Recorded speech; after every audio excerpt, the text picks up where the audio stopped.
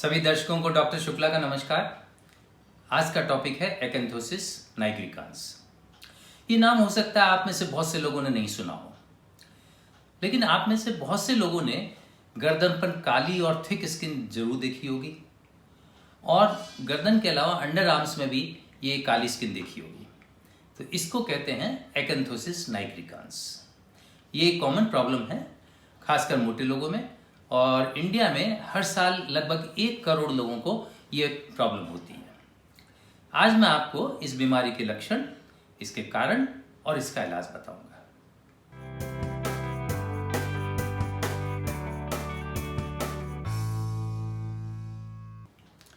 Acanthosis नाइग्रिकांस में skin मोटी, काली और मखमली यानी वेलवेटी हो जाती है। ये गर्दन के पीछे, आर्म्स, पेट और ग्रॉइंस में होती है। खासकर ये उन लोगों में होती है जो मोटे होते हैं या जिनको डायबिटीज होती है। ये ज़्यादातर 40 साल से ज़्यादा उम्र वालों को होती है। अगर बच्चों में हो जाती है तो ये वार्निंग सिग्नल है कि बच्चे को आगे चलकर डायबिटीज हो सकती है। ये बीमारी धीरे धीरे डेवलप होती है। एकैंथोसिस नाइग्रिकांस ज़्यादातर केसेस के अंदर नुकसानदायक नहीं होती, लेकिन कुछ केसेस में ये स्टमक या लीवर कैंसर या दूसरे कैंसर का वार्निंग सिग्नल हो सकता है। इस तरह की बीमारी को हम कहते हैं मैलिग्नेंट एकैंथोसिस नाइग्रिकांस। ये बीमारी मिडिल एजेड लोगों में होती है और ये लोग भी मोटे नहीं होते और बीमारी धीरे धीरे न होकर अचानक होती है। एकैंथोसिस नाइग्रिकांस में गर्दन और आर्मपिट्स पे और ग्रॉइंस में कालापन आ जाता है और इसके साथ स्किन टैक्स भी होते हैं और खुजली भी हो सकती है इन जगहों पे। कभी कभी इसमें बदबू भी आ सकती है। मैलिग्नेंट एकैंथोसिस नाइग्रिकांस में खुजली ज़्यादा होती है और खुजली होना बहुत कॉमन प्रॉब्लम है इसमें।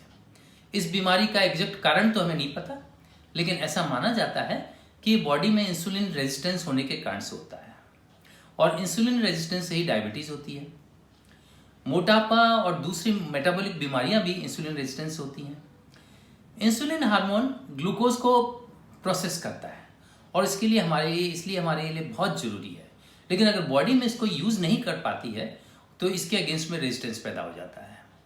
तो फिर शरीर में इंसुलिन की मात्रा बढ़ जाती है और उससे डायबिटीज हो जाती है। इंसुलिन के बढ़ने से स्किन सेल्स में ग्रोथ फैक्टर बढ़ जाता है और उसके कारण से स्किन मोटी हो जाती है और काली हो जाती है। एकैंथोसिस नाइग्रिकांस में कुछ हार्मोनल प्रॉब्लम्स के कारण से भी हो सकती है, जैसे कि ओवेरियन सिस्ट है, हाइपोथायराइडिज्म है या एडिसन्स डिजीज है।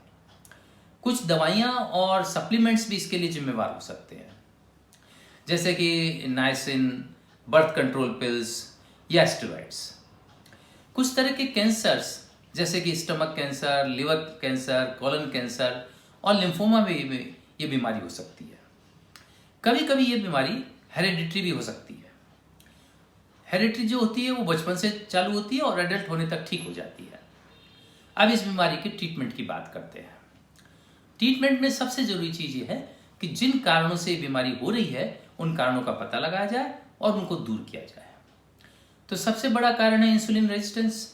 तो इसको ठीक करने के लिए अपने को कुछ लाइफ स्टाइल चेंजेस करने पड़ेंगे। वजन कम करना पड़ेगा, हेल्दी डाइट लेवें, एक्सरसाइज करें। इनके करने से इंसुलिन रेजिस्टेंस कम होगा। कुछ दवाइयाँ भी काम में लेते हैं रेजिस्टेंस कम करने के लिए, जैसे मेटफॉर्मिन है। किसी दवाई या सप्लीमेंट के कारण से अगर ये बीमारी हो रही है तो उसको डॉक्टर की सलाह से अपन बंद कर सकते हैं। कैंसर के साथ जो एकैंथोसिस नाइग्रिकांस होती है उसमें उस कैंसर को सर्जरी द्वारा निकालने से ये बीमारी ठीक हो जाती है। कैंसर की सर्जरी करने के अलावा कुछ दवाइयाँ भी इसमें मदद करती हैं, जैसे साइप्रोहेपेटिडिन है, इससे भी फायदा होता है। मोटी और काली स्किन को ठीक करने के लिए कुछ दवाइयाँ मदद कर सकती हैं, जैसे कि सैलिसिलिक एसिड है, ग्लाइकोलिक एसिड है या रेटिनॉइड्स हैं, कैल्सीपेट्रियोल है या पोडोफाइलिन। इन दवाइयों के अलावा पूवा थेरेपी और डर्माब्रेजन से भी इसमें फ़ायदा होता है। इसमें लेजर से को भी हम यूज़ कर सकते हैं। एकैंथोसिस नाइग्रिकांस से बचने के लिए सबसे ज़रूरी चीज़ है कि अपनी डाइट का ध्यान रखें। डाइट में शुगर और कार्बोहाइड्रेट्स की मात्रा कम होनी चाहिए। वेट कंट्रोल करना बहुत ज़रूरी है। उसके लिए डाइट के साथ साथ एक्सरसाइज भी करें, और अगर कोई दूसरी बीमारी है जैसे कि हाइपोथायराइडिज्म है तो उसका बराबर इलाज लें। तो आज के लिए बस इतना ही। अगली बार फिर किसी एक नए टॉपिक के साथ आपके सामने उपस्थित होऊंगा। तब तक के लिए मैं आज्ञा चाहता हूँ। Thank you very much.